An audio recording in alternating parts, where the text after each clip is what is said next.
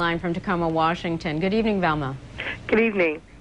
Do you have a question or a comment? Well, my comment is I have a problem with the whole talk show genre and the fact that since we know that there are bogus people that come on, or hoaxers as they call this man here, why is the attack after Mother Love? I mean, why haven't you guys sued Geraldo and everybody else, but now her? I'm bothered that as everything else goes in this country, the first time we're after somebody, we want to sue somebody, it's the black woman who's got a new season. I have to say, Tony, that's just fortuitous that it happened. It was Mother Love's show that sent you back on the 27-hour bus ride, right? Mm-hmm. Now, you were trying to get in there before, Tony, and I know I interrupted you. Yeah, it's I'm just sorry. that I like to say that the producers will go to any length to get their story. They don't care. They'll tell you flat out to lie, and they'll do anything and victimize anyone to get the story that they want on TV. Tony, you're not saying you're a victim, are you? I'm definitely a victim of Mother Love and her show, of course. But you weren't a victim of the other program. Oh, you're hardly a victim. If you were on a show that I was doing, I would send you off with no ticket at all. You'd have to walk home. And in fact, Marty used to do that, right? Absolutely. If somebody you believed was... Absolutely. When we would... come on there, Marty. I know of producers at Geraldo have gone to some pretty nasty tactics to get what they want on video. They've gone to some very nasty tactics to get guests, but they've never knowingly put a guest on who was not who he or she purported to be.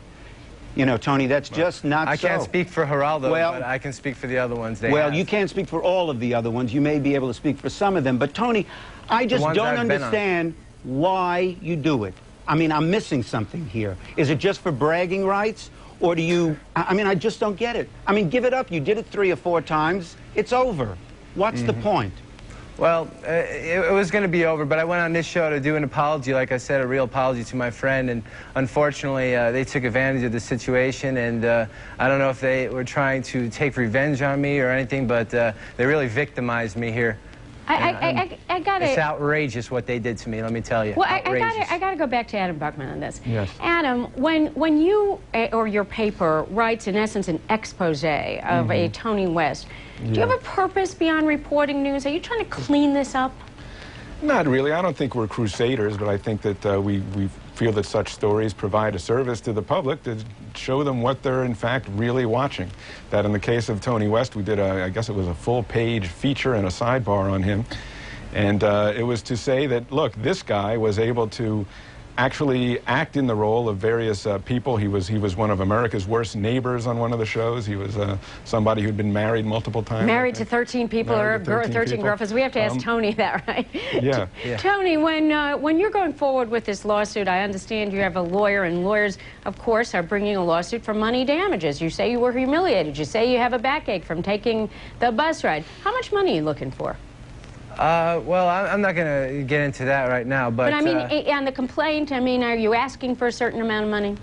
We're suing her for $10 million. That's a lot of humiliation. Yeah, but you know, There's they victimize no doubt about it. They victimize people every day, and it's got to stop. Mother Love doesn't victimize anybody. Well, she victimized me, buddy. I don't know. Well, let's see what Pam from Louisiana has to say. Pam, are you still on the line there? Yes.